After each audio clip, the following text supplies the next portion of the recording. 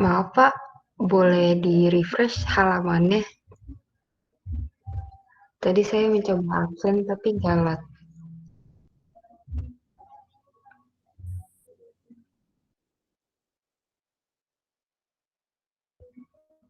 Terima kasih.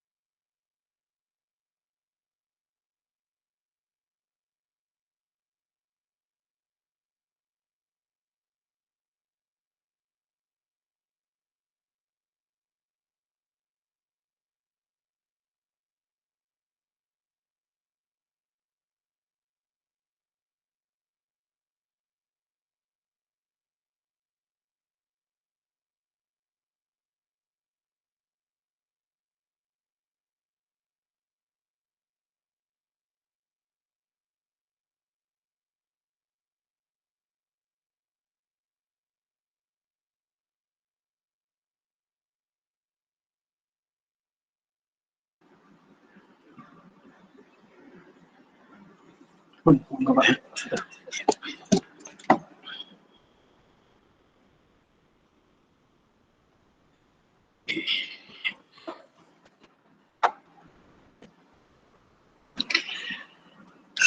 pagi, saudara sekalian. Dengar saya? Pak. Oke, jelas ya? Jelas, Pak. Ya, oke. Selamat pagi. Nah, sekarang kuliah yang kelima ya. Jadi minggu depan yang ke-6, lalu selesai. Mungkin yang ke-7, tidak tahu nanti bisa dipakai enggak. Oke, kali ini saya akan bicara mengenai filsafat teknologi. Ya, karena ilmu komputer juga banyak sekali yang berkaitan dengan teknologi. Karena apa? Karena saya tahu bahwa departemen kita adalah departemen ilmu komputer dan elektronika, yaitu dari sisi software dan hardware. Ya, karena komputer kita ini dibuat atau banyak sekali komponen-komponen elektronik, ya, sehingga demikian maka departemen kita itu betul-betul suatu program studi ilmu komputer yang saya katakan mempunyai 3 paradigma, ya, yaitu berteori, kita berteori, kemudian kita bereksperimen, dan kita itu juga melakukan rekayasa, ya. Sehingga demikian maka ilmu komputer karena mempunyai sifat bahwa mempergunakan eksperimen, investigasi dan sebagainya, maka disebut juga sebagai suatu sains, ya, suatu ilmu. Oke. Nah, oleh karena itu maka mari kita menuju ke program filsafat teknologi, ya. Nah, dalam filsafat teknologi kurang-kurangnya ada 3 pendekatan, ya.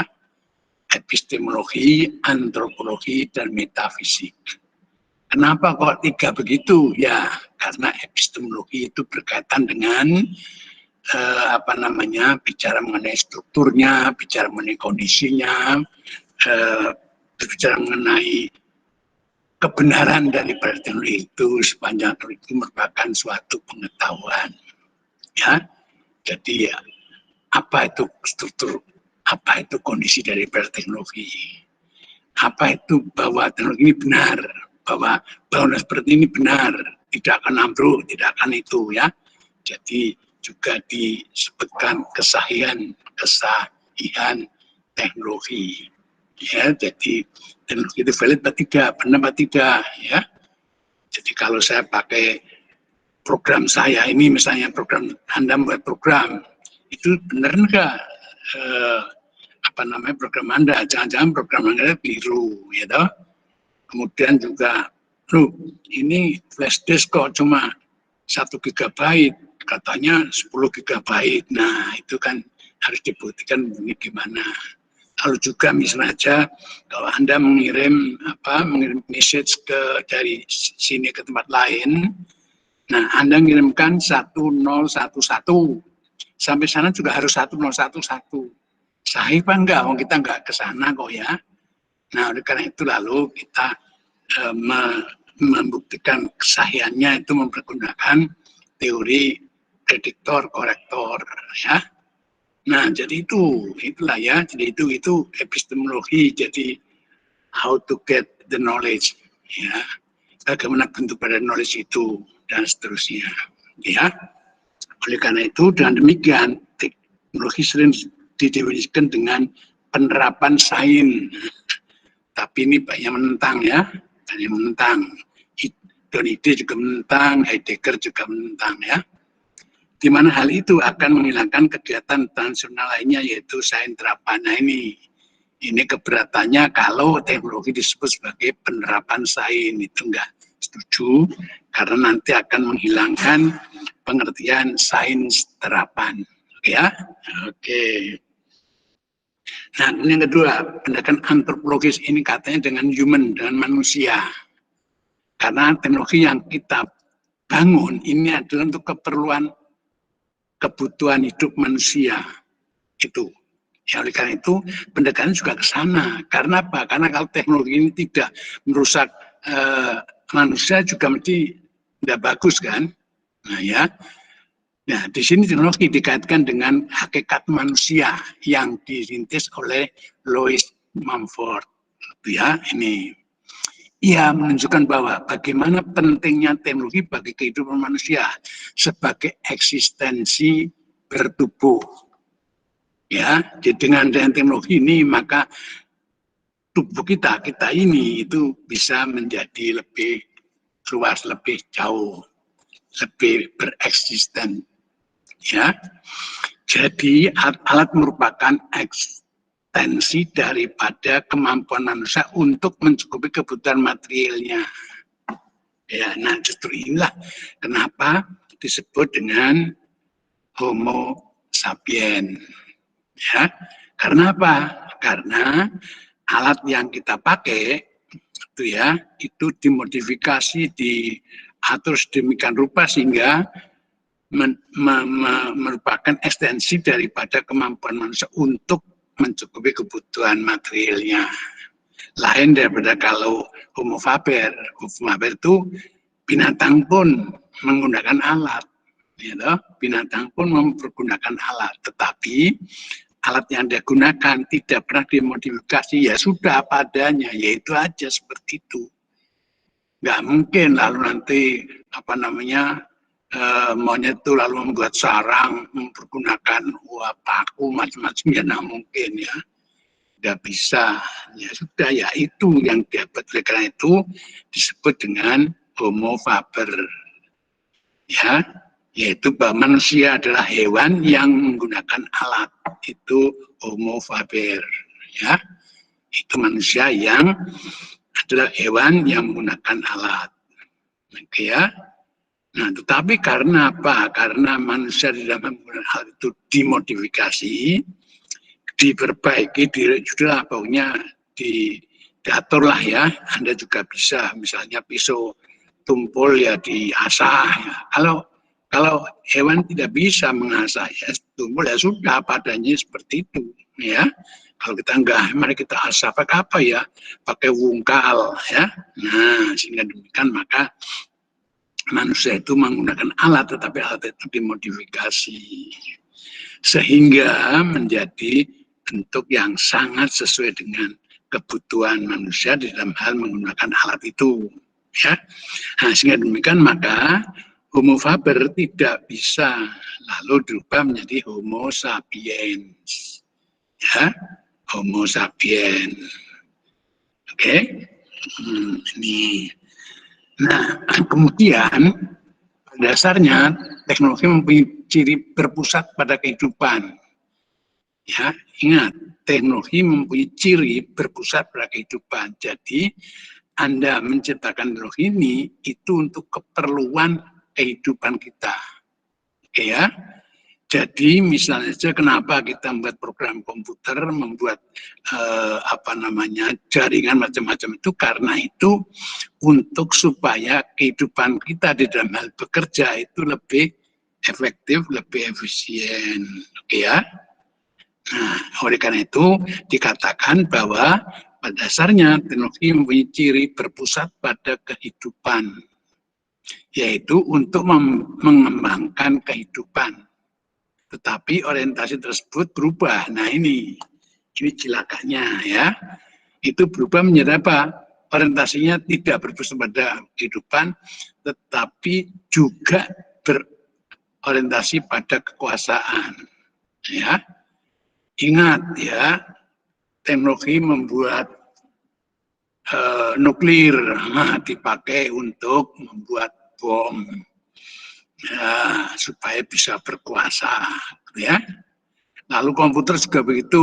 Nah, karena Anda bisa membuka suatu apa lalu disadap, lalu dipakai untuk hoax.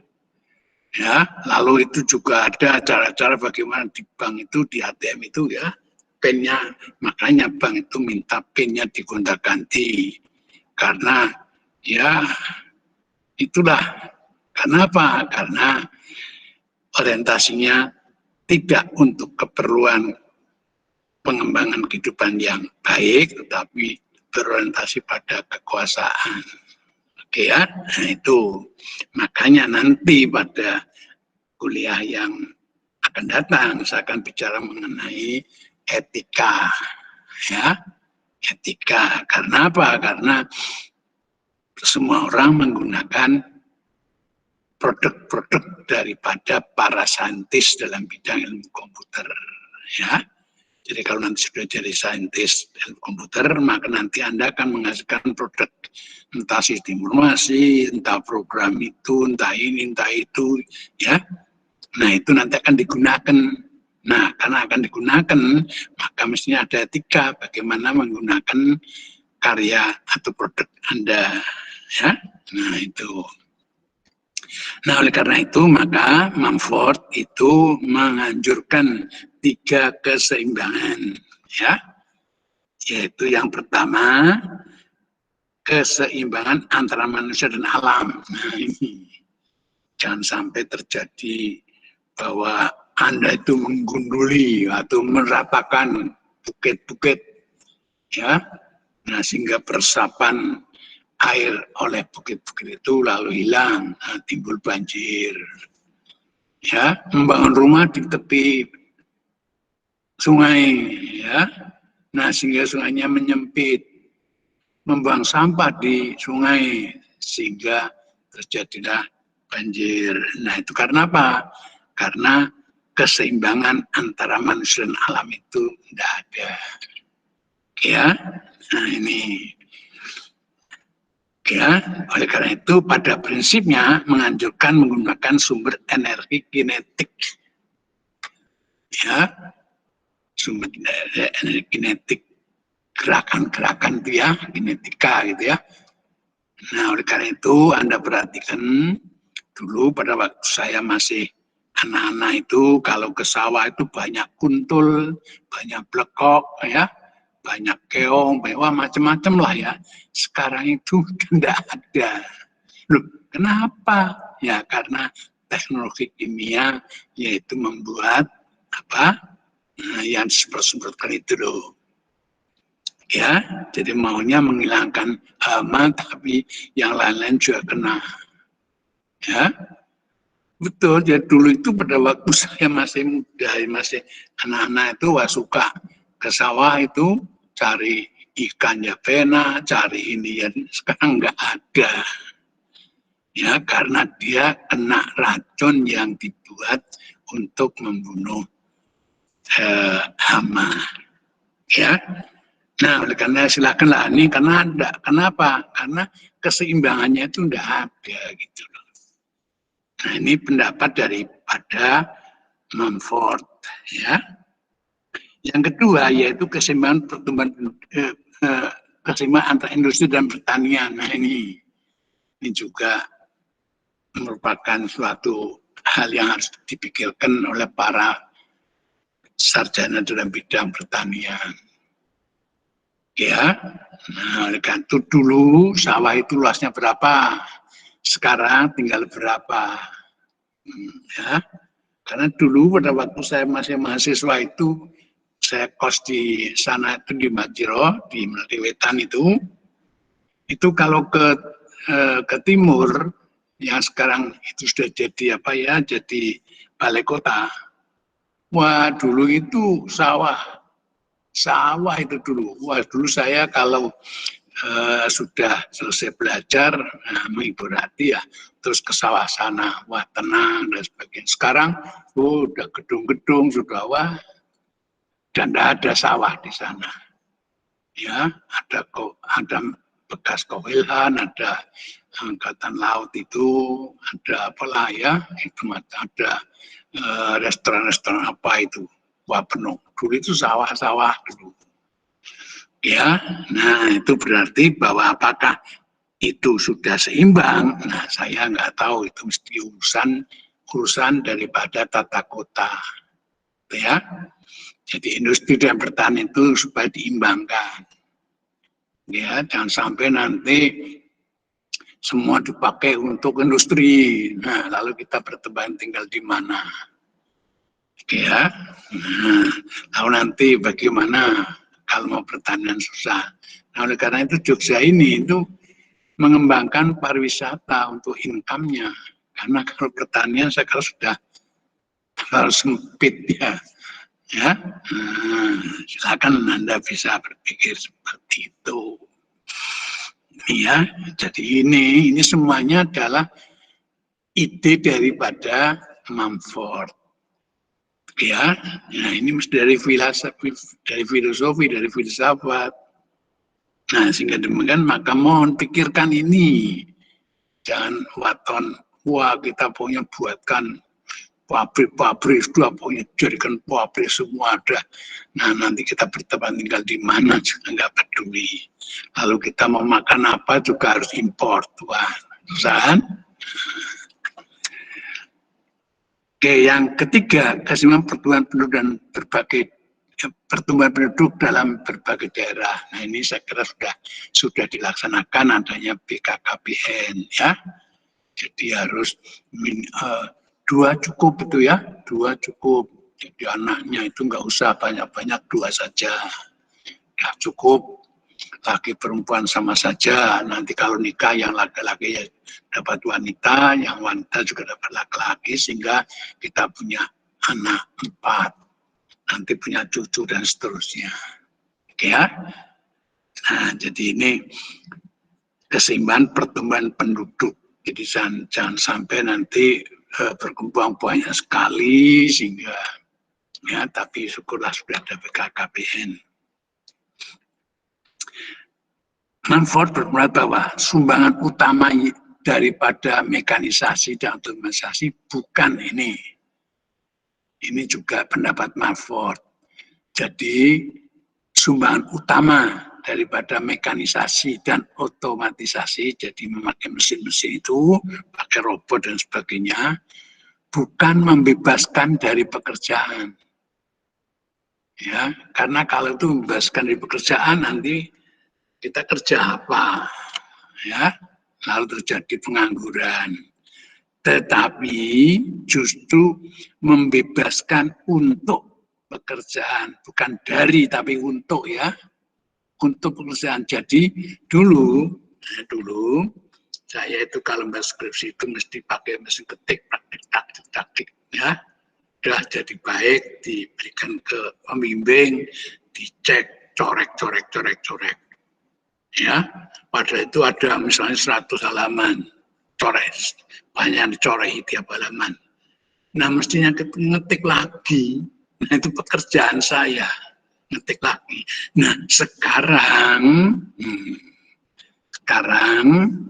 kita bebaskan untuk ngetik-ngetik itu, dibebaskan. Lalu apa? Pakai apa namanya Microsoft Word. Nah, ya lah. Nah, begitu datang dorore, diedit di komputer, print, pakainya ini Pak lagi, tarik lagi, ya di print lagi. Jadi mungkin, tapi kalau dulu coba bayangkan 100 halaman coret semua, ngetik lagi, halaman 1, 2, 3, 4 kan susah kan? Nah, itu dibebaskan untuk pekerjaan mengetik itu, bukan dari pekerjaan itu. Ya, untuk pekerjaan itu saya bebaskan dengan cara saya mempergunakan word processing. Ya, nah itu. Tapi kalau dari pekerjaan berarti saya suruh nganggur.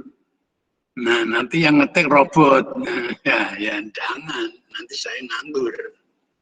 Ya, nah itu ini pendapat Mumford berpendapat bahwa sumbangan utama daripada mekanisasi dan otomatisasi bukan membebaskan dari pekerjaan sehingga menambah pengangguran, tetapi justru membebaskan untuk pekerjaan. Ya, untuk pendidikan itu dibebaskan gitu ya, tidak untuk membebaskan dari. Wah, susah nanti ya. Ini saya tekankan sekali lagi, jangan sampai keliru ya. Nanti lalu wah, kalau ini saya nggak berguna.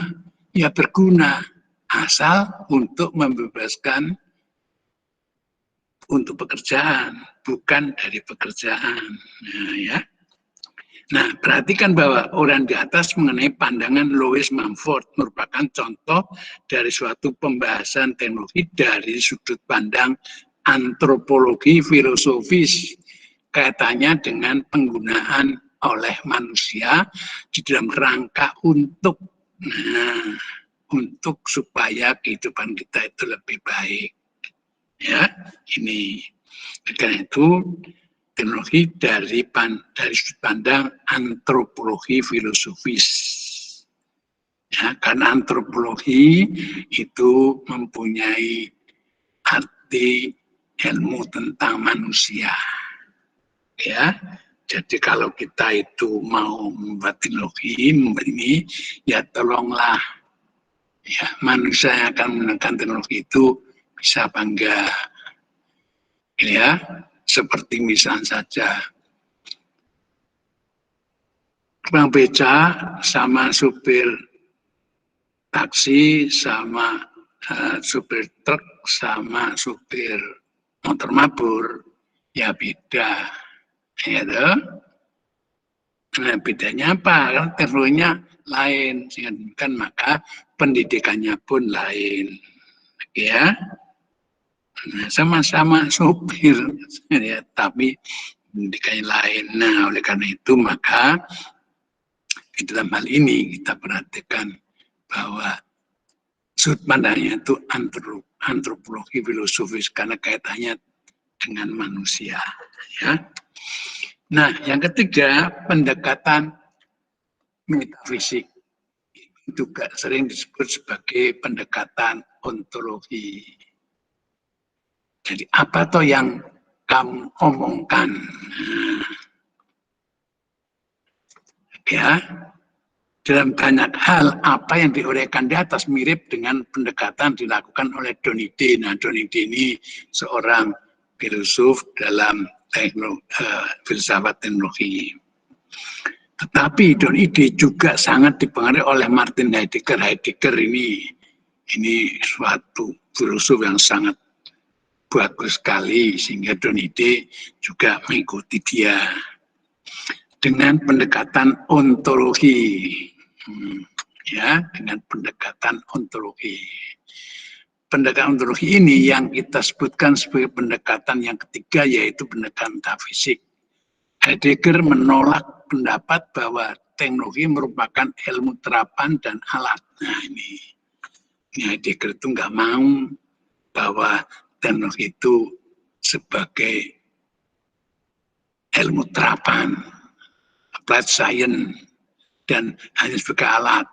Tidak, teknologi mempunyai makna tersendiri, walaupun mungkin dia juga sebagai alat, tidak apa-apa, tapi pada prinsipnya tidak dari situ. Ya. Nah, apa yang dia katakan ini, dia pendekat ini ya.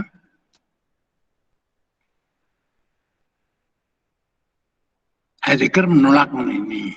Bagi dia, jadi bagi Heidegger, teknologi merupakan implikasi hakikat manusia sebagai pengada di dunia. Perhatikan kalimat ini. Implikasi hakikat manusia sebagai pengada di dunia. Jadi kita ada di dunia ini mesti mempunyai implikasi untuk berbuat sesuatu dengan apa yang ada di sekeliling kita. Nah, oleh karena itu dalam berbuat sesuatu ini kita mesti punya pemikiran. Ya, nah dalam pemikiran ini kemudian kita itu akan menciptakan sesuatu dalam rangka untuk keperluan kehidupan kita. Ya, tidak hanya terapan saja, tidak hanya saja, tapi ada pemikiran bagaimana apa supaya manusia ini, yaitu karena dari dunia ini itu berbuat baik, berbuat ini dan sebagainya, sehingga di dalam kehidupan ini bisa didukung. Nah, pemikiran seperti itulah yang dikatakan oleh Heidegger sebagai teknologi. Ya, karena katakan teknologi merupakan implikasi hakikat manusia. Hakikat manusia itu apa sih? Nah, sebagai yang ada di dunia ini. Ya, jadi Adam dan Hawa dulu di Taman Eden, lalu karena berbuat tidak baik, lalu dilontar ke dunia ini. Nah, kan dilempar dunia ini, maka dia sebagai manusia mesti akan mengulir budi, ya, menggunakan otaknya untuk bagaimana saya bisa. Nah, itu implikasi daripada manusia sebagai paradigma. Itu yang disebut dengan teknologi. Oke ya. Nah, Anda misalnya bisa berpikir ke situ, ya. Jadi, secara ontologi, yaitu dari segi yang paling fundamental, teknologi mendahului sains. Nah, dari sinilah maka Heidegger mengatakan bahwa teknologi mendahului sains. Bukan sains mendahului teknologi, karena kalau sains mendahului teknologi, maka muncul istilah yaitu ilmu terapan, applied science, ya. Nah, ini jadi dari sini Heidegger, ya, yang diikuti oleh Donide berpendapat bahwa teknologi merupakan implikasi hakikat manusia sebagai yang ada di dunia ini, sehingga dengan demikian maka pendekatan ini disebut pendekatan ontologi, yaitu dari seginya yang paling fundamental, teknologi mendahului sains. Nah, dari sini Heidegger sama Donide tidak setuju kalau teknologi sebagai applied science. Tidak setuju. Iya, memang, tapi itu bagian kecil aja lah dari teknologi. Tapi intinya ini, itu ya. Nanti juga begitu, matematika itu ya sebagai alat. Ya, sebagai alat nanti oleh para teknologi, oleh para sains sebagai alat. Tapi kalau orang matematika enggak, ini bukan mempunyai arti tersendiri, gitu ya. Nah, oleh karena itu perhatikan pengertian-pengertian seperti ini itu penting bagi saudara, ya. Nah, keberadaan manusia di dunia tidak pasif melainkan aktif. Nah, ini lebih menekankan lagi, ya.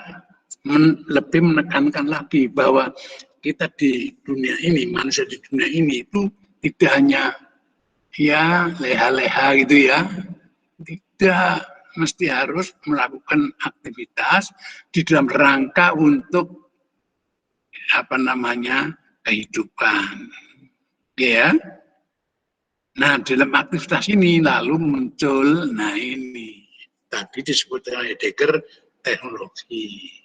Ya, jadi dari kata ini keberadaan manusia di dunia tidak pasif melainkan aktif. Dari aktivitas ini maka, nah, lalu di sini di atas tadi dikatakan bahwa teknologi implikasi bla bla bla bla, ya. Nah, jadi ini ada kaitannya, tolong dihubungkan gitu ya.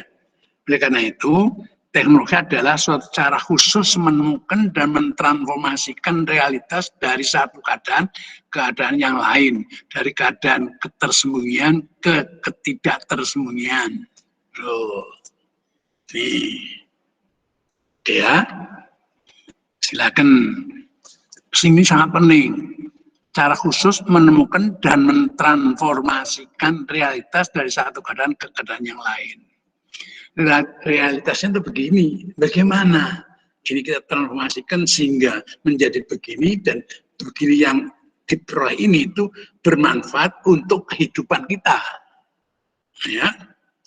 Nah, ini coba dari keadaan ketersembunyian, tadinya itu tidak ada virus corona, sekarang muncul virus corona. Nah, dari situ maka maka dibuat vaksin. Wah, ya, itu semuanya kan teknologi kan, ini semua teknologi, ya. Jadi dari sini Anda sudah bisa memahami betul Ciri khas teknologi modern adalah memberikan tantangan agar realitas disingkapkan dan dibuka. Nah, ini. Oke ya. Nah, tolong kalimat sekecil ini itu mempunyai makna yang cukup besar. Anda bisa merenungkan ini secara filosofis. Karena Anda sudah saya berikan cara berpikir filosofis. 1, 2, 3, 4, 5, banyak itu. Ya. Nah, inilah yang membedakan teknologi modern dengan teknologi kuno.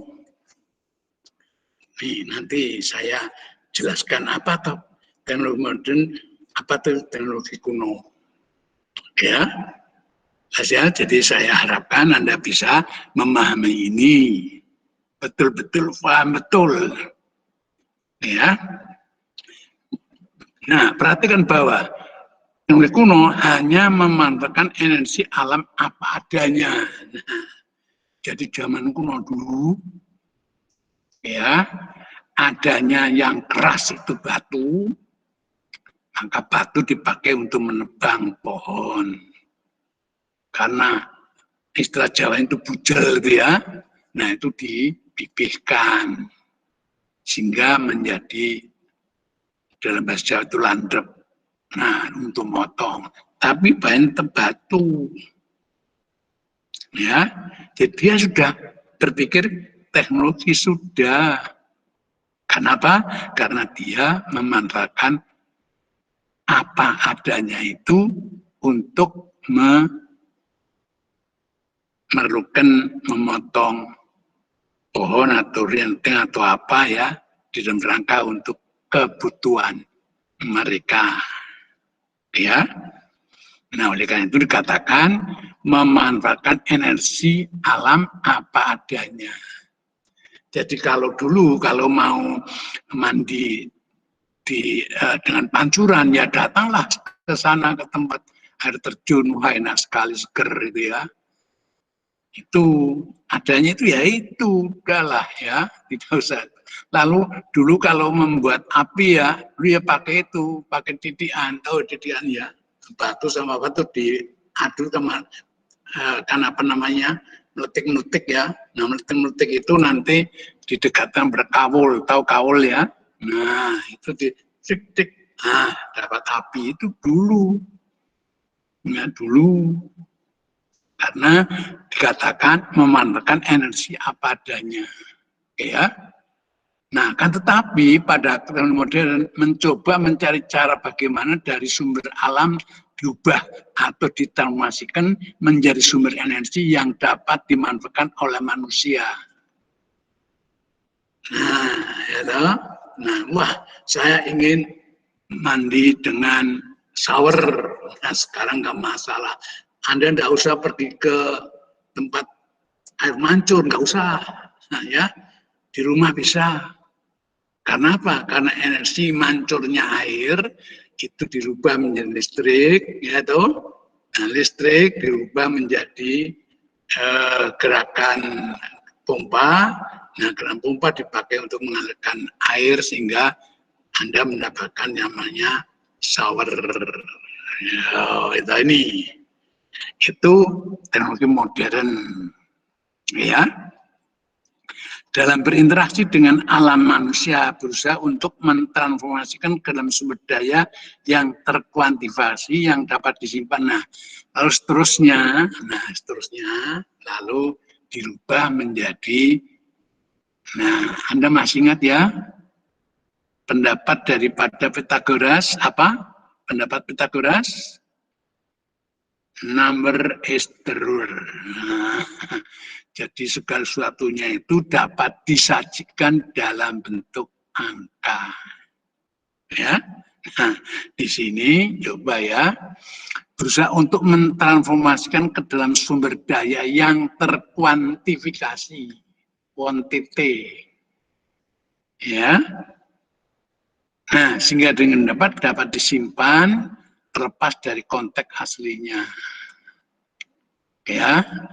Nah, sehingga dengan demikian maka kalau saudara misalnya sakit itu ya, itu oleh dokter ya, sakitnya flu sudah berapa hari, 3 hari, lalu malaria, nah macam-macam. Nah, itu disimpan. Oke ya. Nah, ini coba ya. Dalam berinteraksi dengan alam, nah, manusia berusaha untuk mentransformasikan ke dalam sumber daya yang terkuantifikasi yang dapat disimpan terlepas dari konteks aslinya. Oke ya. Nah, kan ini kaitannya dengan teknologi modern. Nah, sekarang mari kita perhatikan tulisan Wang Miaoyang. Wang Miaoyang yang mengutip kata-kata daripada orang Jerman yang bernama Werner Heisenberg. Ya, dia orang Jerman sebagai seorang ahli fisika dan juga penemu daripada mekanika kuantum. Ya, yang mengatakan bahwa the nature of technology through an analogy with spider and its web. Jadi dianalogikan manusia dengan teknologi sebagai onggo-onggo apa spider ya, dengan itu apa namanya sarangnya yang berupa web jaringan itu ya. Jadi itu dianalogikan seperti itulah. Jadi spider itu manusia dianalogikan dengan spider, teknologi dianalogikan dengan web, dengan sarangnya itu. Ya, like teknologi, the web is a tool. Nah di sini, ya toh, teknologi itu tadi dianalogikan sebagai web, yaitu sarang daripada spider, itu sebagai suatu alat. Ya, bagaimanapun juga spider hidup di sana. Ya, hidup di frameworknya itu. Jadi kita pun hidup di dalam keteknologian. Ya, oleh karena itu dia berkata, the day will perhaps come when the relation of much of technology to the human. Ya, jadi pada saat maka nanti kehidupan kita itu banyak dihubungkan dengan teknologi. Ya. Sehingga demikian maka seperti apa namanya rumah keong, ya, rumah siput dengan siputnya, jadi sudah menyatu itu, ya, dan juga sebagai sarang laba-laba dengan laba-labanya. Ya, yaitu teknologi merupakan bagian daripada organisasi kita. Jadi sudah menyatu, ya. Oke, seperti cell to eat snail, web to eat spider. Ya, jadi kita nanti bergelimang di dalam teknologi. Humankind still will be the master. Nah, ini harus diperhatikan. Ya, mankind still will be the master. Jadi harus berkuasa gitu ya. However, for the web can be repaired by the spider. Sama lah ya, nanti kita bisa memperbaiki kalau misalnya teknologinya nggak betul. Ya, jadi misalnya saja Anda punya mesin cuci, nggak beres itu, nah nanti manusia bisa membetulkan. Mungkin Anda juga mungkin bisa ya. Nah begitu pula kalau misalnya saja komputer Anda itu banyak virusnya, nah Anda bisa membetulkan. Misalnya saja ini saya pakai komputer di sini, nah mungkin Anda mungkin kok Pak Dalio tidak pakai komputer sendiri ya, karena komputer saya itu sudah kuno, RAM-nya nggak cukup untuk tempati program untuk begini. Nah, oleh karena itu, oleh cucu saya yang menyetelkan itu, ya, yang mau memperbaiki, mau memasang seperti ini, itu mengatakan yang ini komputernya sudah tidak bisa untuk ini. Yang lu kenapa? Ya RAM-nya kurang gede. Ya digedein nggak bisa ya, harus. Lalu gimana? Ya beli Pak, beli yang lu berapa harganya? Ya 10 juta. Kaget saya, gaji saya. Nah, itu 3 bulan gaji saya. Wah ya, apa saya anda makan 3 bulan? Ya sudah, lalu saya minta kepada ketua departemen, saya nanti kuliahnya di Plaza Jaya, nanti saya dipinjami komputer kantor. Nah ini ada 2, satu di sini, satunya di asisten saya yang memonitor kerja saya di sini. Oh ya toh? Nah, itu. Jadi dia yang bisa merepair ini. Nah, komputer saya tidak bisa karena sudah kuno. Karena itu yang satunya Toshiba tahun berapa itu ya, yang satunya itu apa namanya Acer tahun berapa juga saya lupa. Ya, karena saya sudah 15 tahun lebih itu pensiun, jadi sudah tidak kuat lagi membeli. Ya,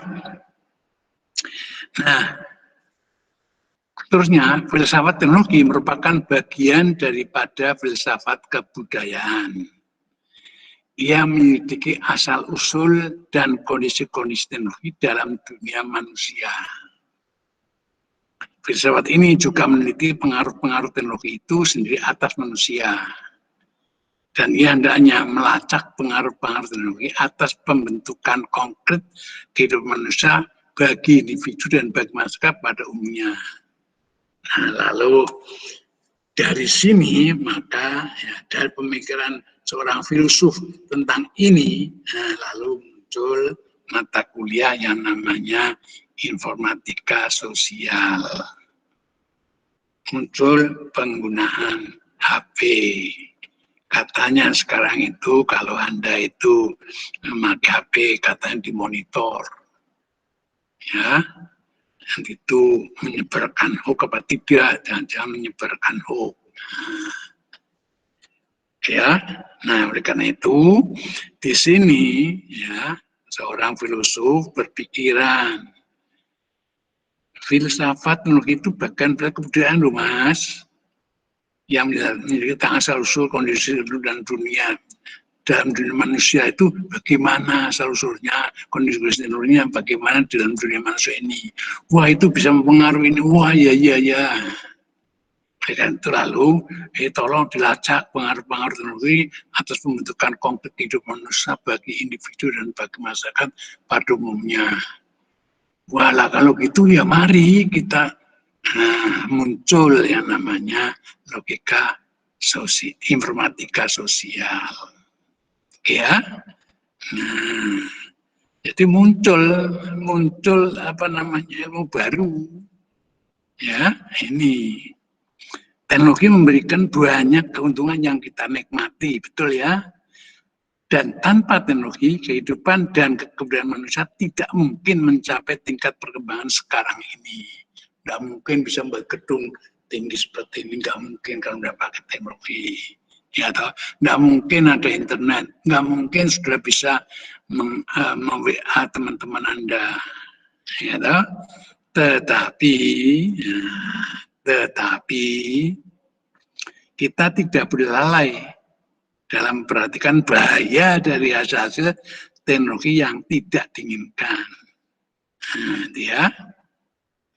Ini seringkali datang dari peleburan teknologi secara buruk ke dalam totalitas kehidupan manusia. Nah, lalu medsos, ya teknologi kita itu dipakai untuk hal-hal yang tidak baik. Bisa membuka password dipakai untuk mencuri, untuk menguras tabungannya orang lain, untuk bisa ini, wah, nah itu ya. Oleh karena itu perhatikanlah semuanya ini. Karena apa? Karena filsafat teknologi itu merupakan bagian dari filsafat kebudayaan. Kebudayaan itu apa? Itu milik masyarakat. Ya toh? Nah, dari sini, dari slide ini, Anda bisa berpikiran lebih jauh tentang kemampuan teknologi yang Anda produksi, yaitu teknologi informasi. Ya, nah, perhatikan ini hanya satu slide ini, itu kalau Anda kupas, wah itu panjang ya Mas ya. Itu bermanfaat bagi kehidupan kita, ya. Karena saya dulu membuka program komputer berpikiran bahwa bangsa Indonesia itu harus mampu menguasai informasi, harus tahu tentang itu apa itu ilmu komputer. Karena kalau tidak nanti ketinggalan. Ya, dengan demikian maka saya ngoyo sekali untuk membuka program studi komputer di jurusan matematika karena saya dulu matematikawan, gitu ya. Terus saya itu sebagai orang matematika, oke ya. Nah, setelah ada seperti wah sekarang malah berkembang seperti ini sehingga saya diminta mengajar filsafatnya. Loh, Bapak dulu membuka itu apa tujuannya? Ya tujuannya baik-baik saja loh, tapi bisa begini gimana nih? Ya memperhatikan bahaya dari hasil-hasil teknologi yang tidak diinginkan. Oh, nah gimana? Nah oleh karena itu saya juga di lain disuruh mengajar informatika sosial. Itu ya. Jadi ini aja dipikir nih ya. Hanya satu slide seperti ini itu kita sudah berpikir panjang tentang penggunaan teknologi komputer. Nah ya, nanti kita tuh kalau teknologi seperti ini, teknologi ilmu komputer juga mestinya ya nanti bisa begini juga ya. Oke, hasil-hasil teknologi yang dari satu segi penting, sedangkan dari segi lain dapat dihindarkan, atau dengan cara-cara yang tepat dapat disesuaikan sebagai berikut. Misalnya, perkembangan ekonomi keluarga menjadi ekonomi beraktif, gimana itu menghindarinya? Ya, toh? Lalu di sini pemisahan buruh dari keluarga, nah gimana? Ya, bagaimana caranya itu supaya jangan sampai pisah, masa buruh itu mudah-mudahan bisa kan kasihan. Nah gimana menghindari itu gimana ya. Nah, oleh karena itu lalu ada undang-undang perburuan, ada ini ada itu, lalu diminta untuk disediakan. Nah oleh karena saya nggak tahu apa, saya nggak tahu betul ya, saya nggak tahu saya bahwa UGM itu membangun pondokan itu ada Radnan Isi itu udah di sebelah ini ya di kanannya Rumah Sakit Sarjito itu ada. Lalu di sana itu yang di mana itu di dekatnya MM itu ya di Barek itu pulaunya itu wah asrama mahasiswa gede bagus sekali. Nah itu enggak apakah itu supaya dekat dengan sekolahnya gimana juga saya tidak tahu. Silakan tanya sana ya, jangan tanya sama saya. Ya, bukan ahli tata kota ya. Kemudian akumulasi modal yang banyak, kesempatan-kesempatan yang tidak sama untuk mendapatkan hasil, gimana itu untuk meratakan, ya toh? Pertumbuhan kota-kota besar. Nah, sehingga demikian maka di desa-desa itu cari buruh tandur nggak ada, ya toh? Waduh susah juga tuh, ya. Nah silakan ini semuanya adalah hal-hal yang harus Anda perhatikan, harus Anda hindari sehingga tetap dalam kehidupan kita betul-betul kehidupan yang damai dan sejahtera, keluarga dan anak dan keluarga, ya. perhatikan ini semuanya. Oke. Nah, ketergantungan total atau bahkan dominasi atas ekonomi dan atas bidang-bidang lain dari kehidupan manusia menjadi topik yang banyak dibicarakan dalam filsafat teknologi. Nah, ini banyak dibicarakan di dalam diskusi-diskusi di dalam filsafat teknologi, ya, karena adanya dominasi teknologi, ya, itu apa yang dibicarakan. Oke, tuh. Nah, saya harapkan Anda nanti juga bisa ikut serta bicara mengenai ini. Bicara mengenai ini, gimana caranya supaya teknologi betul-betul HP sekarang dipakai, medsos ya dipakai untuk hoax dan macam-macam. Nah, pemerintah itu sekarang nggak tahu itu, katanya ada di monitor atau apa nggak tahu itu. Nah, nanti kalau sudah menjabat sebagai pejabat di sana, ya mesti berpikir gimana ya supaya, nah, hal-hal yang tidak diinginkan itu dapat dihindari dengan polisi Anda sebagai pejabat di sana. Ya. Nah, oleh karena itu di sini katakan ketergantungan total atau bahkan dominasi teknologi atas ekonomi dan atas bidang-bidang lain, tidak ekonomi ya, juga bidang lain, dan kehidupan manusia menjadi topik yang banyak dibicarakan dalam filsafat teknologi. Nah, ini saudara harus berpikir ke sana ya. Dominasi teknologi atas ekonomi. Nah, sekarang muncul ya namanya apa? Namanya banking, adanya KTP, adanya apalagi, ya. Nah, sekarang saya juga silakan kalau Anda tahu informasinya itu tanda tangan di atas ini itu boleh bangga Anda kalau itu terkirim sampai ke sana, ya. Dan silakan aja itu semuanya masalah-masalah yang muncul. Ya, dominasi teknologi itu dilihat sebagai ancaman terhadap kebebasan manusia. Beda kata, teknologi menyebabkan manusia menjadi budak mesin-mesin. Dan ini juga menyebabkan kekacauan sosial. Teknologi seyogianya melayani manusia, bukan menguasai manusia. Dalam konteks itu lalu muncul kosakata memanusiawikan teknologi.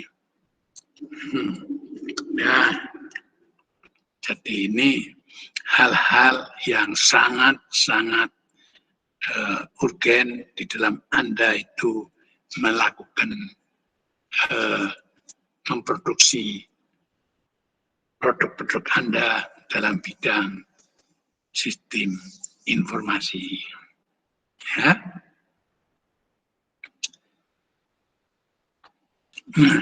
Oleh karena itu, pendapat Don Ide berpendapat bahwa teknologi membentuk dan mengubah budaya serta lingkungan hidup kita. Betul enggak?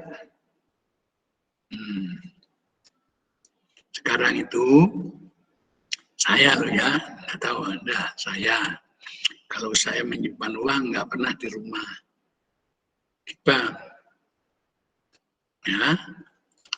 Dan nanti kalau saat mau butuh uang gimana Pak? Ya datang ke bank, ada kerja kok. Rumah saya kan dekat dengan ATM. Nah sudah, tunggu sebentar ya, saya ambilkan uangnya. Nih. Nah, jadi kan maka budaya saya di dalam hal mengelola keuangan itu tidak mau menyimpan di rumah, menyimpan sana, berubah. Ya. Nah, ini tulisan Don Ide. Regarding science, philosophers interpreting it from whatever persuasion would have to agree in some sense that science is observational. Observation entails perception, and perception observation is often, perhaps always, mediated and constituted instrumentally or experimentally. eksperimentale ya, bukan eksperimentale, bukan ya, eksperimentale. Yaitu berkenaan dengan sains, filosof-filosof menginterpretasikannya dari persuasi apa saja yang akan disamakan, dalam arti bahwa sains adalah observasional, observasi memerlukan persepsi, dan persepsi observasi sering barangkali selalu memediasikan dan mengkonstitusikan penginstrumentalan dan pengeksperimentalan. Nah, ini alinea yang kedua ini itu kalau dijelaskan lebih jauh itu adalah seperti ini. Jadi kalau saudara bicara sains itu mesti ada observasi, ya toh, ada eksperimen. Nah itu akan membutuhkan alat-alat yang dipakai untuk mengumpulkan hasil observasi, sehingga dengan alat entah matematika, entah statistika, Anda melakukan observasi terhadap data yang telah terkumpul itu, ya. Nah, kalau sudah terkumpul itu, maka Anda akan mendapatkan kesimpulan berdasarkan metode yang Anda pakai, ya. Nah, perhatikan bahwa di dalam hal Anda mengumpulkan data-data itu mestinya memakai alat, ya. Jadi pakai media alat, ya. Nah oleh karena itu maka alat yang Anda pakai itu nanti akan menunjukkan, akan memperlihatkan data-data yang ada, ya. Nah sehingga dengan demikian maka di sini kelihatannya science is observasional. Nah dari perkataan ini saya sering berpikir, ya saya sering berpikir, matematika apakah sains ya? Karena dalam matematika cuma rumus bukti, rumus bukti, rumus bukti. Observasi itu nggak pernah ada. Ya toh? Nah, jadi saya sering ya terserah mau nanti saya dimarah-marahin sama orang matematika. Nanti matematika bukan sana nggak jauh. Nah, saya dimarah-marahin. Cuma saya, kalau saya membaca ini, science is observasional, itu menurut itu loh ya. Nah ini loh, nah ya. Tapi ya silakanlah. Jadi itu tentunya mesti akan ada perdebatan yang cukup itu ya. Oleh karena itu di sini Donide mengatakan bahwa berkenaan dengan sains, filosof-filosof menginterpretasikan dari persuasi apa saja yang akan disamakan dalam arti bahwa sains adalah observasional.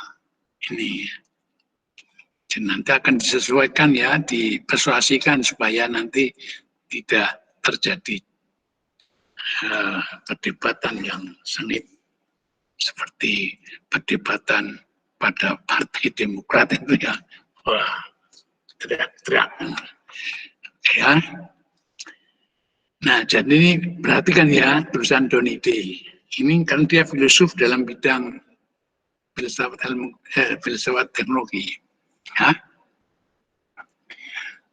Nah juga dikatakan tadi filsafat merupakan bagian daripada filsafat. Ini juga dikatakan juga cabang filsafat kontemporer yang memandang teknologi sebagai fenomena penting dan perlu direfleksikan secara mendalam. Karena dia cabang filsafat kontemporer, kalau tadi di atas filsafat teknologi adalah bagian daripada filsafat budaya, di sini cabangnya filsafat kontemporer yang memandang teknologi sebagai fenomena penting dan perlu direfleksikan secara mendalam, yaitu pada tahap epistemologi, pada tahap metafisika, pada tahap etika, pada tahap politik, ya. Nah, itu harus direfleksikan secara mendalam, ya. Nah, pada tahap epistemologi, filsafat memunculkan persoalan tentang sifat teknologi. Nah, sifatnya, ya, seperti apa tuh itu harus kita refleksikan.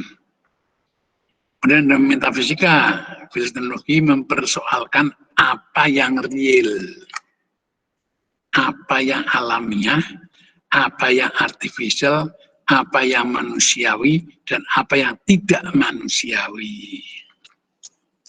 Oke ya, jadi itu harus direfleksikan secara mendalam. Pada bidang etika, filsafat teknologi mempertanyakan perkara moral terkait dengan penggunaan teknologi yang sesuai dengan martabat manusia dan konsekuensi penggunaan teknologi. Nah, ya, jadi kalau saya membaca ini, maka kaitkan dengan apa yang saya jelaskan di depan, ya. Itu teknologi mempertanyakan perkara moral terkait dengan moral yang terkait dengan penggunaan teknologi yang sesuai dengan martabat manusia dan konsekuensi penggunaan teknologi. Ya, ini. Lalu bidang politik apa? Dipertanyakan bagaimana kita sebagai manusia hidup dalam masyarakat teknologi, bagaimana teknologi mengubah cara hidup dan relasi sosial kita, serta siapa yang menentukan kebijakan teknologi yang akan diterapkan. Nah, siapa itu? Pemerintah ya mungkin ya. Pemerintah mungkin pakai undang-undang. Maka muncul undang-undang ITE, betul ya? Undang-undang ITE. Apa saya belum baca. Ya, silakan. Betul ya, ada ITE, apa itu ITE? Itu baru dibahas itu ya, nggak salah. Apa sudah diumumkan? Saya juga kurang perhatikan. Aliran filsafat teknologi baru muncul akhir-akhir ini ya, aliran filsafat teknologi baru muncul akhir ini, terutama di Amerika Utara, karena ada pandangan bahwa teknologi merupakan terapan daripada sains. Nah ini yang oleh Donide ditolak, ya toh? Oleh Heidegger ditolak, yaitu bahwa teknologi merupakan terapan daripada sains, terapan pada sains, ya, applied science itu ditolak, ya, nah betul itu katanya, karena nanti akan menghilangkan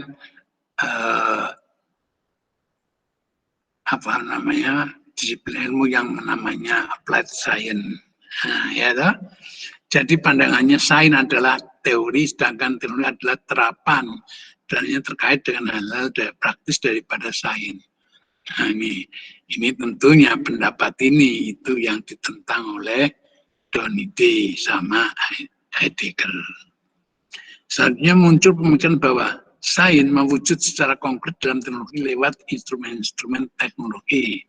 Nah, jadi dari sini ya, sains mewujud secara konkret dalam teknologi lewat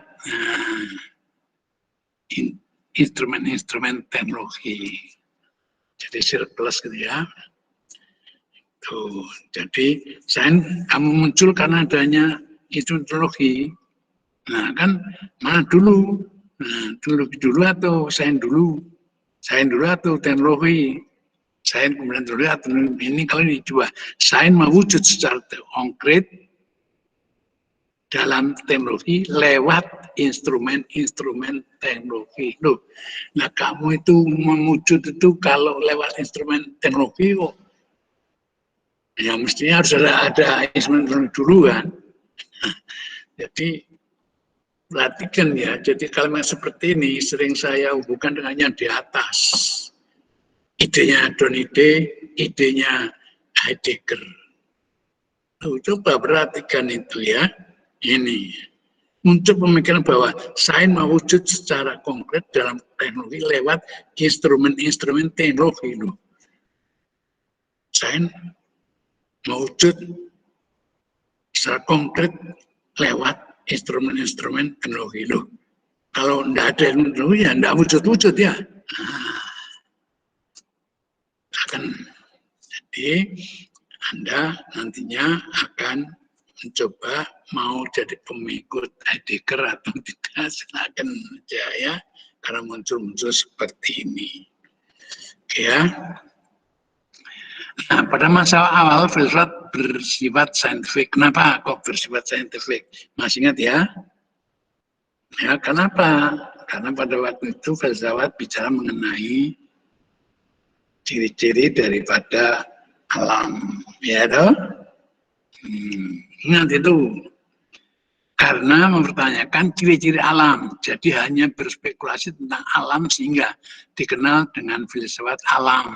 Nah ini ya, ini sudah saya jelaskan di depan dulu kuliah, mungkin kuliah yang lalu mungkin ya. Untuk menjadi eksperimental dalam arti modern dibutuhkan jumlah variabelnya. Jadi setelah munculnya ide eksperimen, nah maka filsafat alam berubah menjadi apa? Menjadi ilmu alam atau fisika.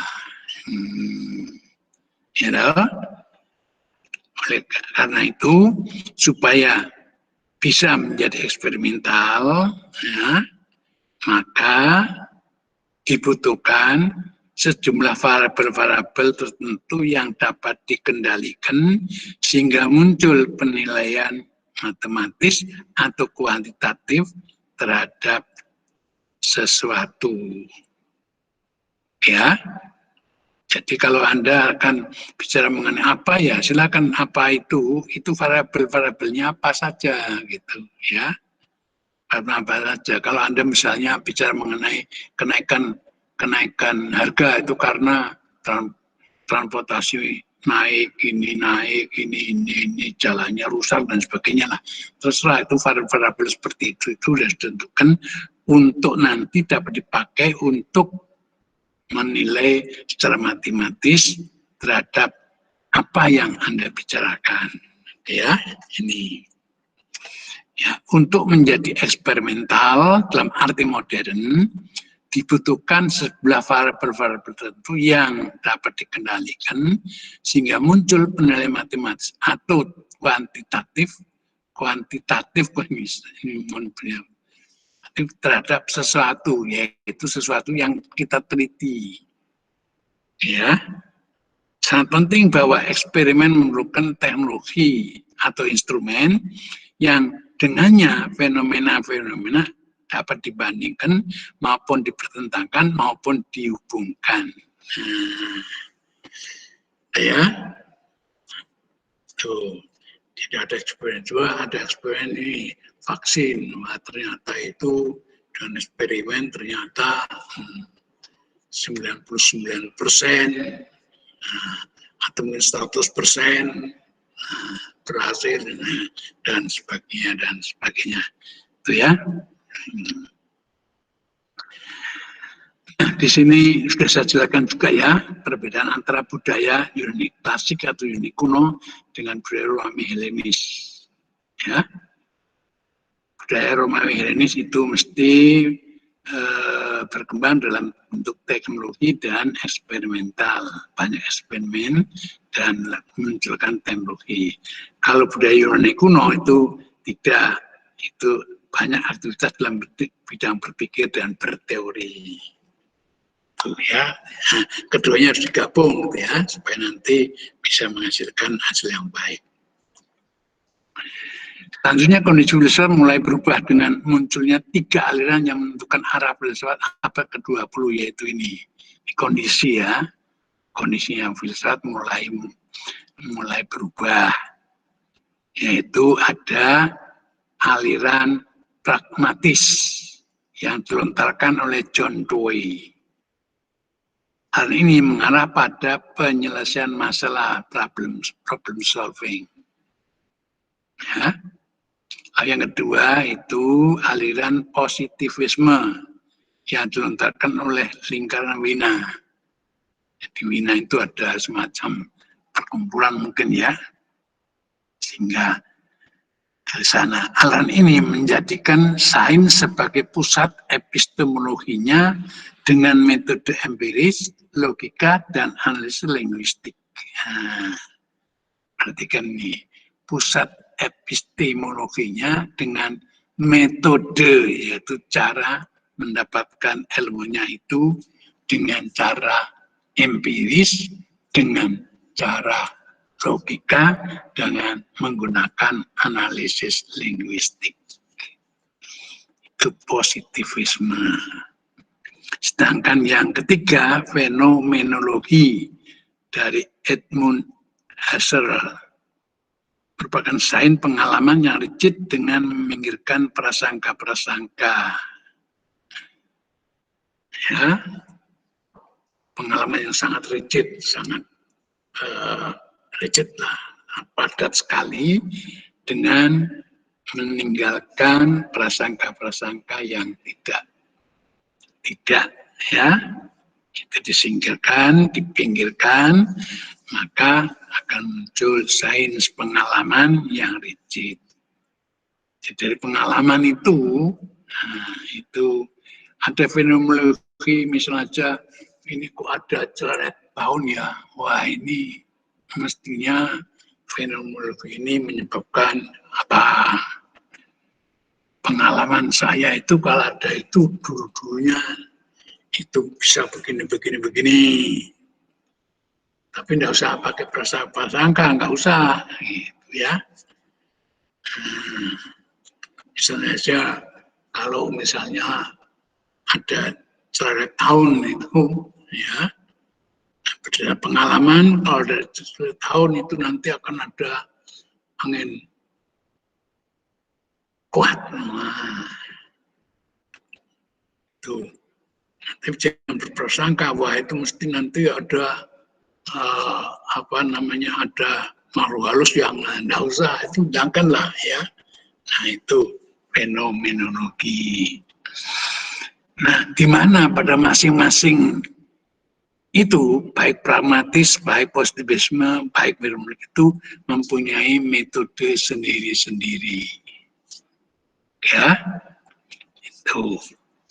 Nah dari ketiga ini kira-kira mana yang cocok bagi Anda? Ya, nah biasanya kalau orang Jawa ya banyak fenomenologi mungkin ya, yaitu wah ini kok ada burung gagak mabur-mabur, wah ini ada apa nih? Pengalaman ayah itu nanti ada, wah itu ya. Tapi itu juga apa namanya cara mereka ya. Nah, kemudian pendapat kedua belah juga muncul teknologi tinggi sehingga sains beralih menjadi teknosains. Nah, jadi sains dan teknologi merupakan dua bidang yang saling berhubungan, intertwin ya, saling mengkait, tidak bisa dipisahkan. Aliran filsafat yang paling dominan dalam filsafat sains, nah ini adalah aliran positivisme. Itu filsafat sains itu banyak dipengaruhi oleh aliran positivisme, di mana ia filsafat sains berfokus pada teori. Dengan demikian, teknologi dipandang sebagai bagian yang praktis dan hanya merupakan terapan daripada sains. Nah, lalu tetap muncul yang oleh Don Ide dan Heidegger tidak setuju. Ya, karena apa? Karena teknologi dipandang sebagai terapan daripada sains. Ya,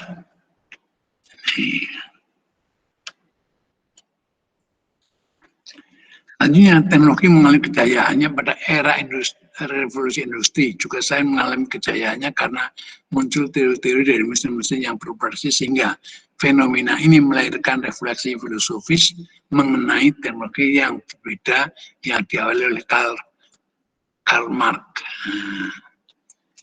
Iya, Karl Marx mengatakan bahwa hal yang utama adalah cara-cara produksi yang sangat berkaitan erat dengan teknologi. Saya kira ini masuk akal ya. Cara-cara produksi yang sangat berkaitan erat dengan teknologi.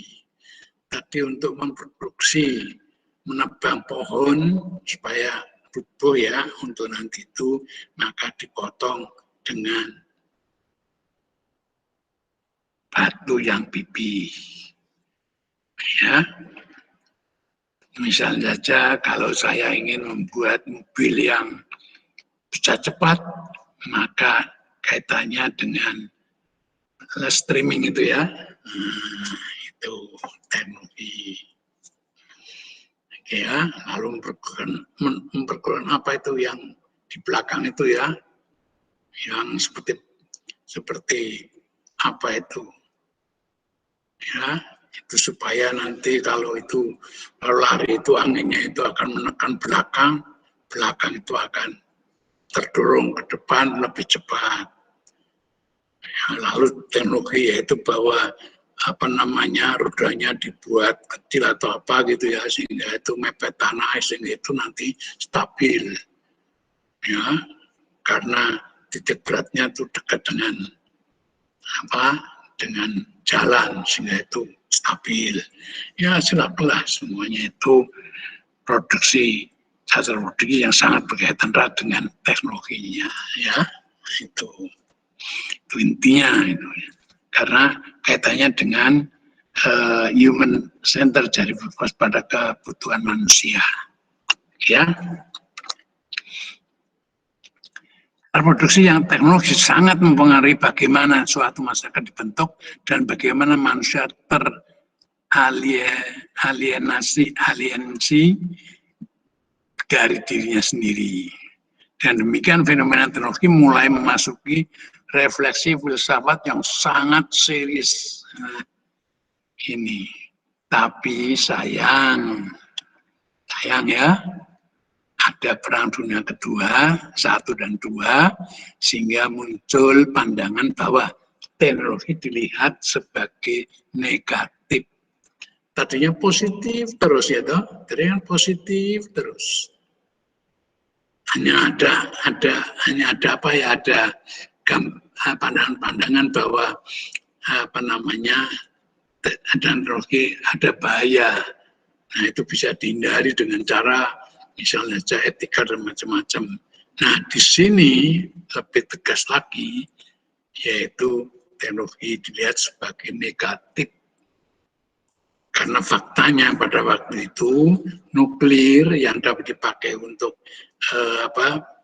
menggerakkan mesin dipakai untuk membuat bom. Gitu.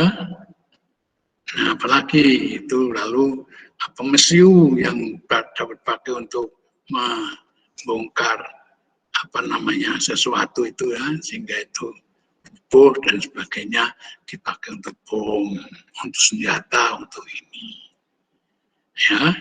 Nah, jadi itu lalu ada pandangan yang menyatakan bahwa teknologi dilihat secara negatif karena ada peristiwa Perang Dunia Pertama dan Perang Dunia Kedua.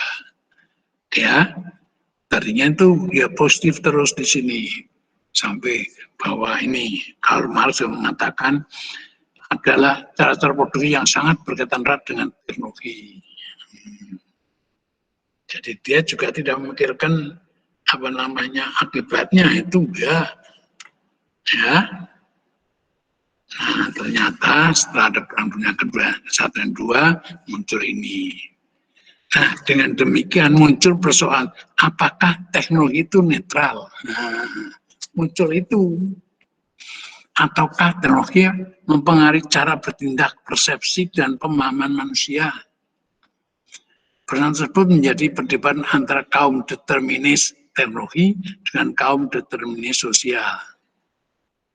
Jadi penentu teknologi dan penentu sosial. Wah, ini berdebat ini. ya, ini berdebat tentang teknologi. Oke, nah itu setelah perang dunia satu dan kedua loh ya. Sebelumnya perdebatannya itu hanya tidak terlalu tidak terlalu setajam ini, ya. Kemudian pendapat umum muncul dari kaum determinis sosial yang menyatakan bahwa teknologi adalah entitas yang netral. Nah, hanya di tangan manusia, teknologi itu tidak netral. Tetapi Donide lain. Ya, teknologi mengatakan, Donide mengatakan, teknologi tidak netral. Loh, kenapa netral?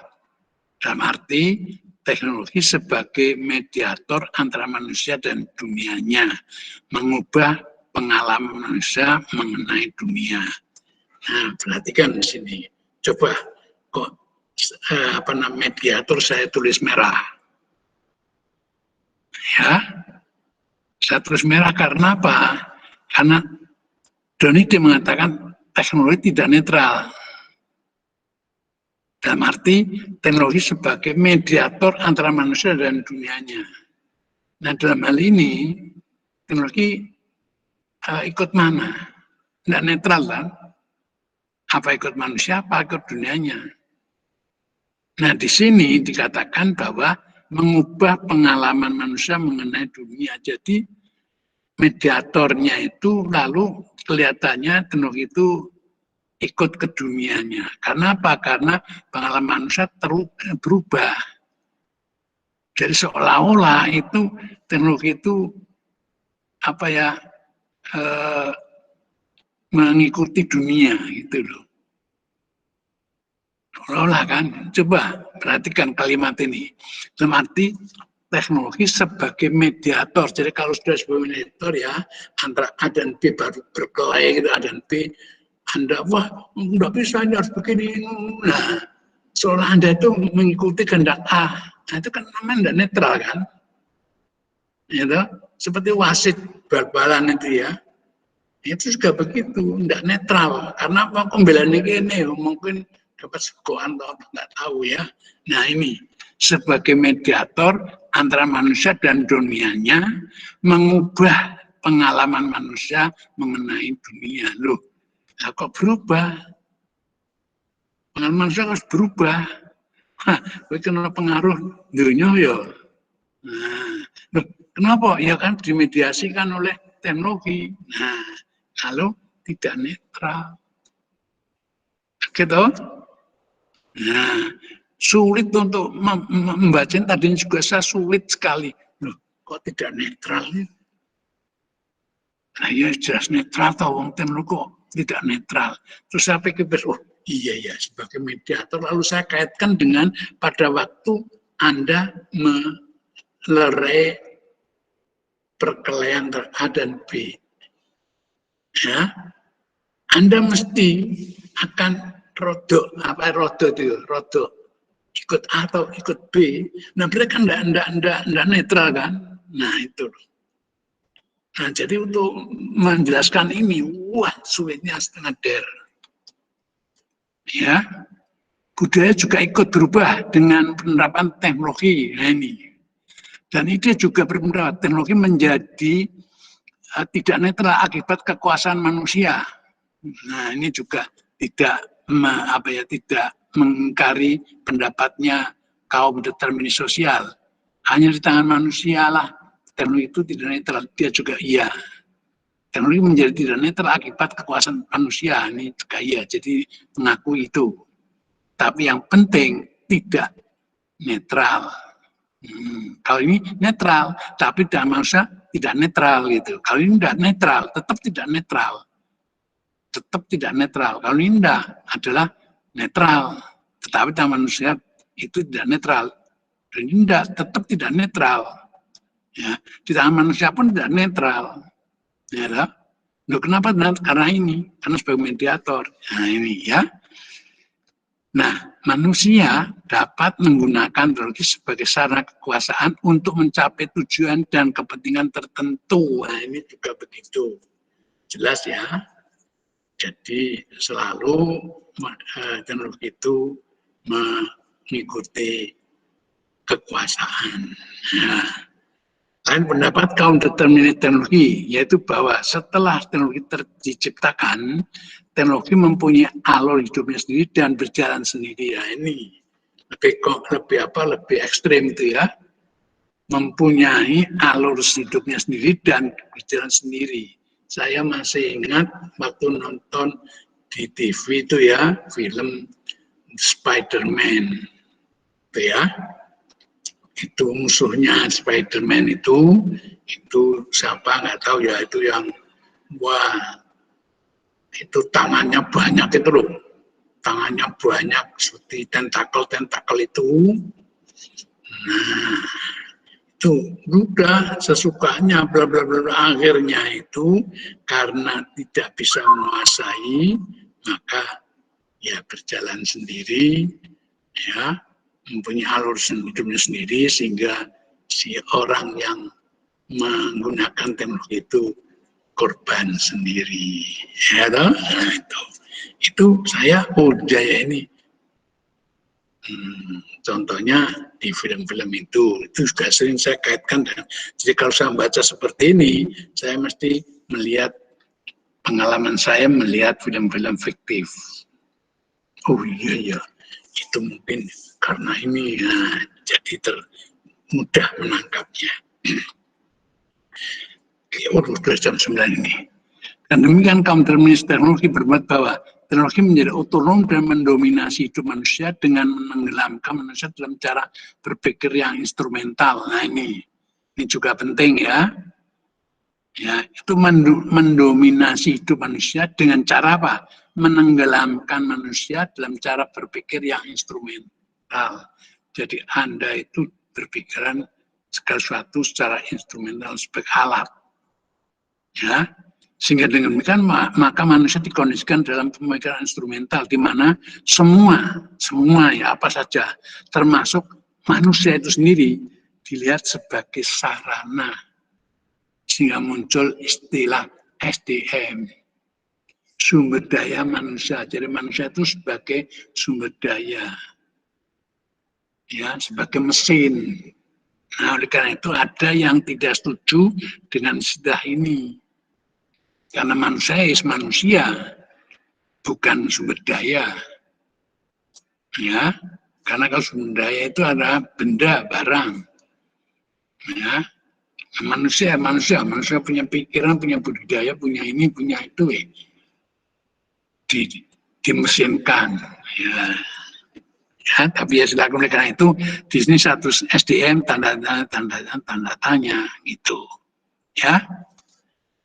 Karena teknologi otonom, maka muncul persoalan teknologi artificial versus teknologi alamiah. Nah ini. Dan menurut Hans Jonas, teknologi yang artificial dapat mengubah esensi manusia jika teknologi digunakan sebagai mediasi antara manusia dan dunia. Nah ini coba ya, Hans Jonas pendapatnya, lihat pendapatnya Donide tentang teknologi tidak netral. Ini coba ya, saya baca. Teknologi yang artificial, artinya buatan manusia loh ya, artinya itu buatan manusia, dapat mengubah esensi manusia, nih, jadi esensi manusia, jika teknologi digunakan sebagai mediasi, nah, antara manusia dan dunia. Coba kalimat ini kan mirip dengan kalimatnya Donide. Coba. Tapi di sini ditambah dengan teknologi yang artificial atau teknologi yang buatan manusia. Oke ya. Dapat mengubah esensi manusia jika teknologi digunakan sebagai mediasi antara manusia dan dunia.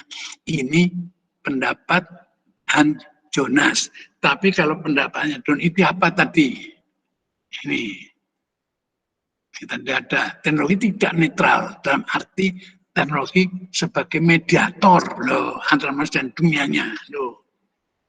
Wah, gimana pendapat Anda?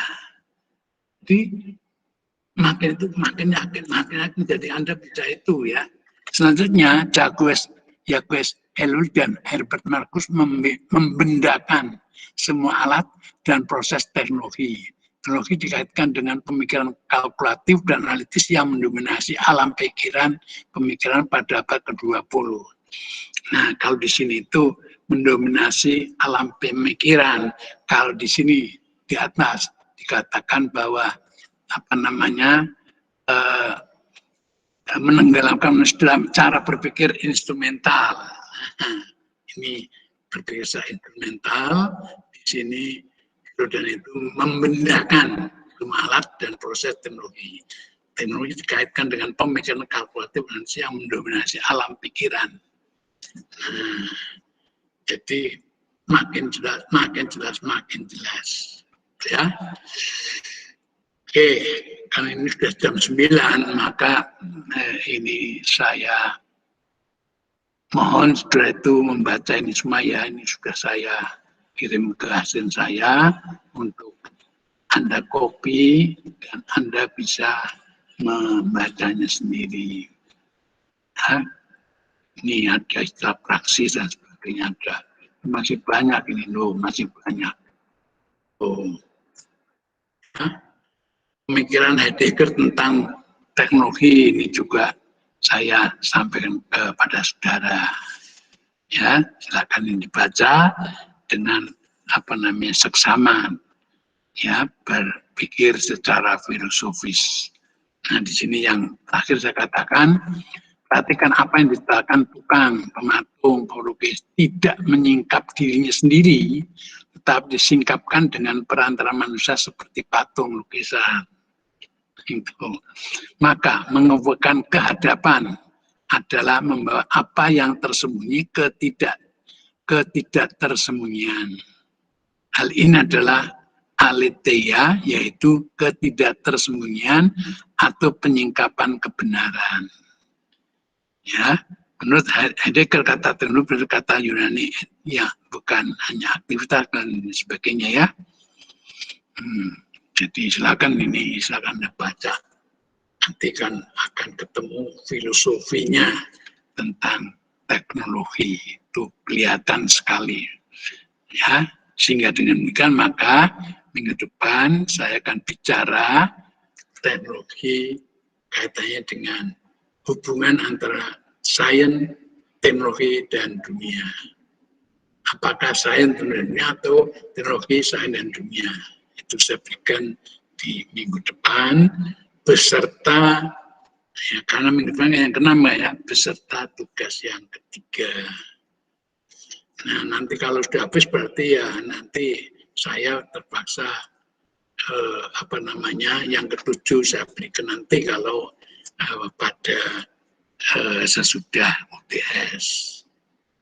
Walaupun di UTS juga ada 7 begini gitu ya. 7 masing-masing 30 slide.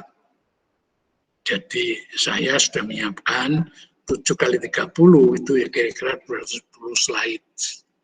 Ini 1, 2, 3, 4, 5, 6, 7 bahkan 0 itu juga sudah ada masing 30, 8, 30, 240 slide. Jadi saya sudah menyiapkan 240 slide.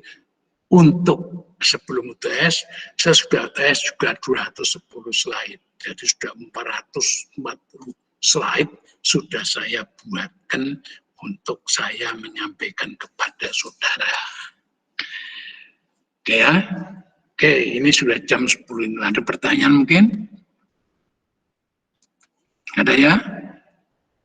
Oke, kalau tidak ada, saya akhiri sampai di sini karena ini sudah jam 10 lebih 7 menit. Jadi saya korupsi waktu 3 menit ya, nggak apa-apa lah. Karena ini kalau saya teruskan ya nanti ya banyak, ini masih banyak. Kalau saya teruskan juga bisa, nanti bisa sampai setengah 10. Nanti Mas Tri ini nanti sampai ya. Jadi sekian dulu, terima kasih, selamat siang, sampai minggu depan saya menyampaikan tentang relasi antara filosofi, teknologi, dan sains ya, sains, teknologi, dan dunia. Ya, sehingga nanti akan muncul idenya Donide bahwa kalau Anda pakai instrumen itu nanti ada banyak metode, ada yang hermeneutik, ada yang ini, ada yang itu, nanti saya jelaskan di dalam minggu depan, yaitu minggu yang terakhir, karena minggu berikutnya katanya sudah UTS. Oleh karena itu saya sambil menyampaikan seperti ini ya. Pada pendekatan idealis, teknologi dipandang sebagai sains terapan sehingga teknologi tumbuh dari sains. Sains implies teknologi, itu ya. Tapi sedangkan pada pendekatan materialis, memandang sains sebagai teknologi teoritis atau sains tumbuh dari teknologi maka sains. Nah nanti ini saya jelaskan minggu depan lebih jelas lagi. Ya, sains, teknologi dan itu minggu depan. Ya, dalam menyampaikan pendapatnya dia selalu mengatakan bahwa penelitian dan ini. Carl Mitchell mengatakan begitu. Nah ini saya berikan minggu depan. Ya, ini sebetulnya saya berikan hari ini, tapi waktunya nggak cukup. Maka ini silakan baca sendiri karena minggu depan lebih detail daripada ini. Oke, terima kasih. Selamat siang. Selamat beristirahat. Terima kasih. Terima kasih, Pak. Terima kasih sama-sama. Ya. Terima kasih, Pak. Ya, sama-sama. Ya.